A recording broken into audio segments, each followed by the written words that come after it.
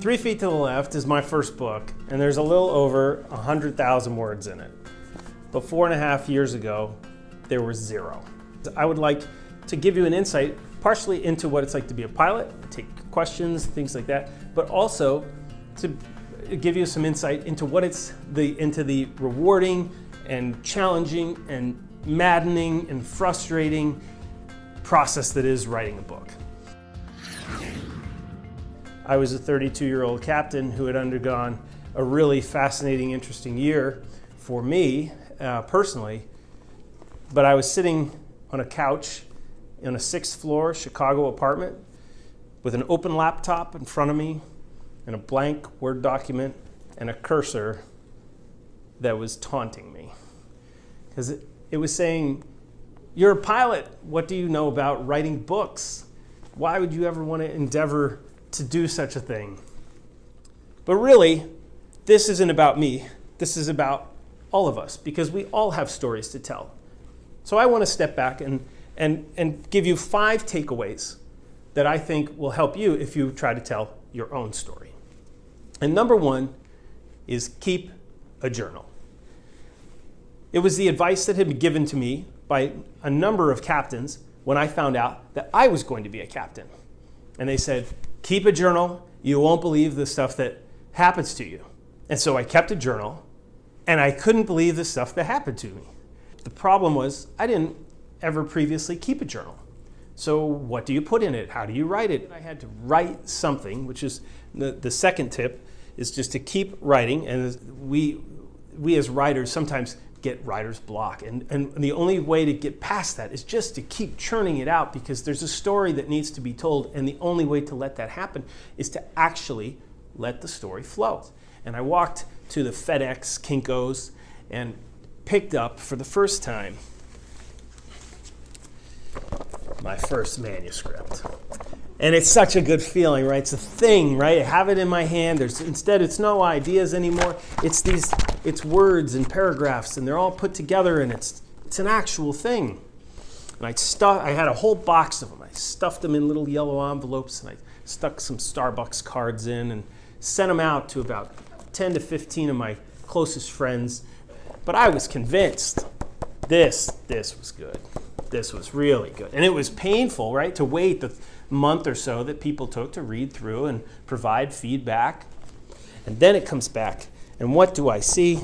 I see lots and lots and lots of red ink all through it. And of course that was all positive, right? It was just saying glowing recommendations of how wonderful this thing was. There were some high points, but unfortunately there were some low points. And feedback is tough to take sometimes. You think, were they reading the same thing that I was? I quickly came to realize that red ink is your friend, because this draft was for me. The second and third drafts, they were for everybody else.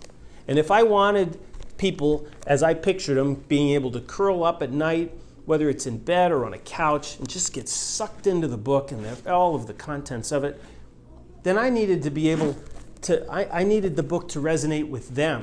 You want people to give you candid feedback, but it's hard to, people don't feel comfortable. Can they say, oh, well, if it sucks, I want you to tell me that it sucks, because it's not going to get any better if it's sugar-coated. And so I write it again. And that's what we ended up with. And once again, there's plenty of red ink. Now, thankfully, it was getting better. It was getting honed in, but it was still had some work to do. Almost every single reviewer zeroed in on this particular passage. And I kept asking myself, well, what was it that made this passage really work? It was vivid. It was rich with detail, that they could picture him leaning back in that chair and running his fingers through his hair. But then the question as a writer becomes, well, is that section supposed to stay in? Is it good because of the story? Or is it because of the way that it was written?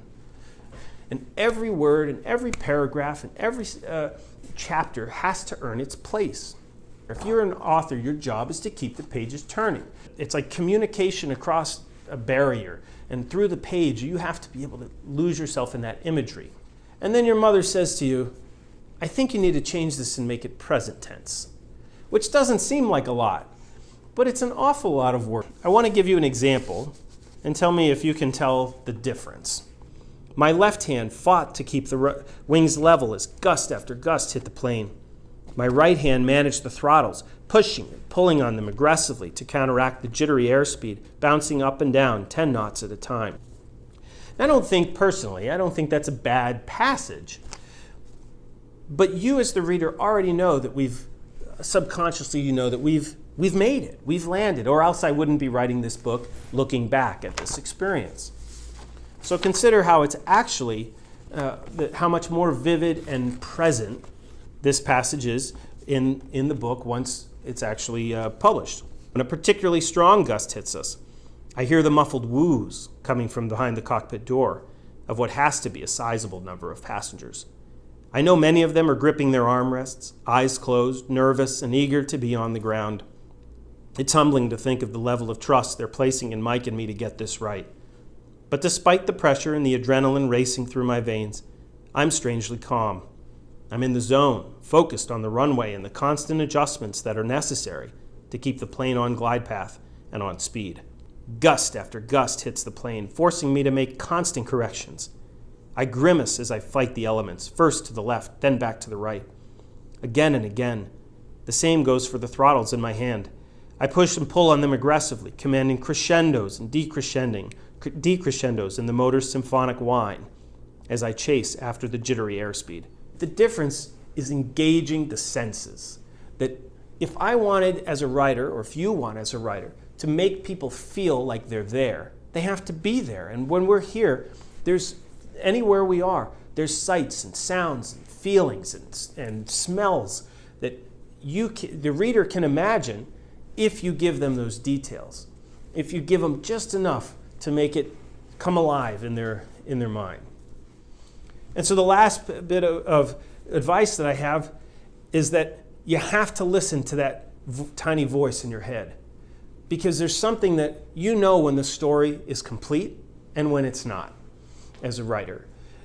And if it's not there, it's not there. The project will let you know when it's time to be finished. Good writing is honest, but as a writer, you need to be honest about good writing. You've got to be honest with yourself to know when is enough enough. Sure, you can't edit and revise forever, but you have to do enough. And so I encourage you, number one, keep a journal, but keep it with not just the who, what, when, but also the details of it. Write something. Doesn't matter what, that's for the editing process, but write something. Remember that red ink is your friend, that it's hard to hear that feedback, but I am mortified that anyone ever read the first draft of this book, because I look at where it is now and it's like, it's not even close, it's not even comparable. But if I hadn't have trudged through that whole process, we wouldn't have gotten to where we are today, and there's no worry that I'd be getting the emails from readers that I've had the good fortune to get. Immerse your reader by engaging the senses, the sights, the sounds, the smells, the tastes of the food. Bring it to life, make it vivid. And lastly, always listen to the tiny voice in your head, because a lot of times it will lead you in the right direction. Well, thank you guys very much for coming. I appreciate it.